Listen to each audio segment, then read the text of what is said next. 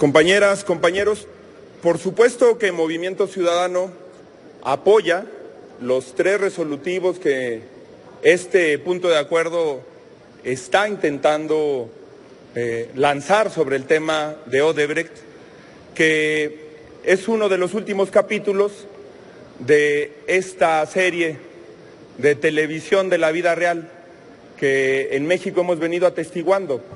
Se superó la ficción en México y el tamaño de descomposición de nuestro sistema público, de nuestra vida pública, de nuestra institucionalidad, que lleva por nombre propio corrupción, ha superado la ficción.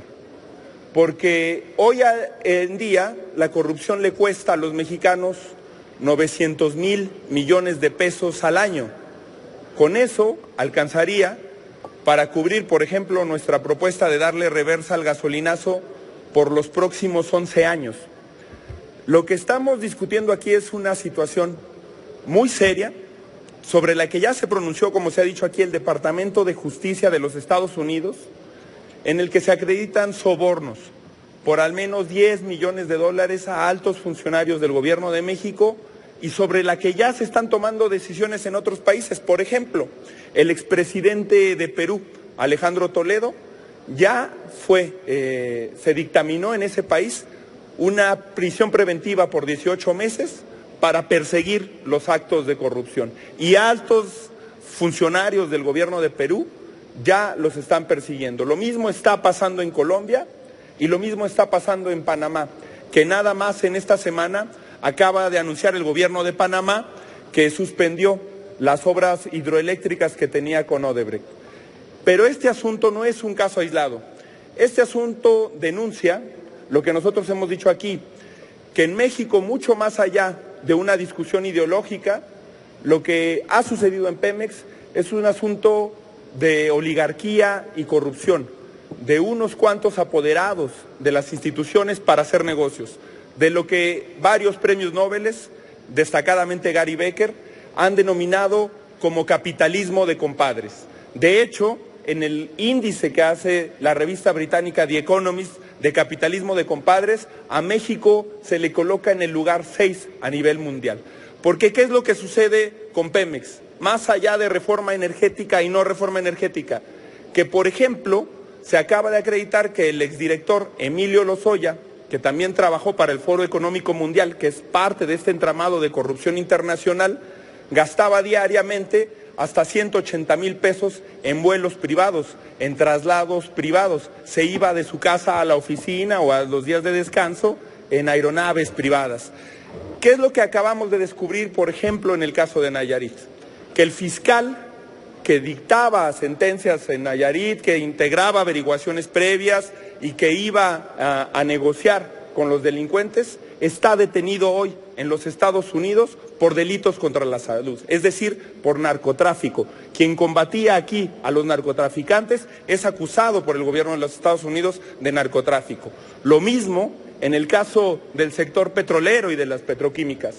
Quienes están asignando contratos aquí y que fueron sobornados están siendo acusados en los Estados Unidos por estos delitos.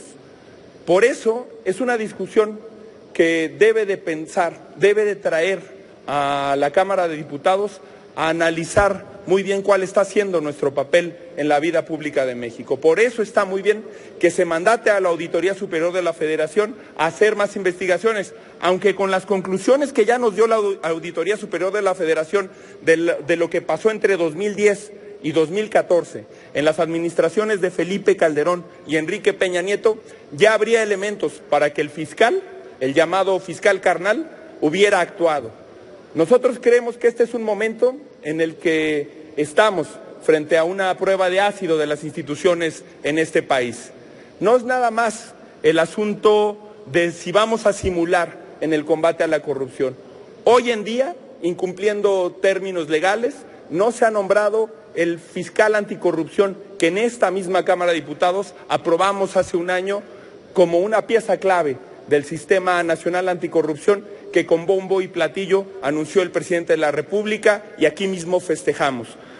Por eso nosotros llamamos a que se entienda que esta es una pieza más de un entramado de corrupción que le cuesta a los mexicanos puntos del Producto Interno Bruto que servirían para pagar en un año todo lo concerniente al sistema educativo nacional. De ese tamaño es el problema, de ese tamaño es el escándalo de corrupción que acaba de evidenciar un nuevo caso y que, por cierto, hay que felicitar el trabajo del periodista Daniel Lizárraga, que fue uno de los autores intelectuales de la investigación sobre la Casa Blanca del presidente Peña Nieto, el trabajo del periodista Raúl Olmos, que han venido desmenuzando esta red de corrupción que tan solo en los últimos 10 años ha dado lugar a contratos por más de 5,000 millones de dólares para esta empresa, asignados de manera irregular.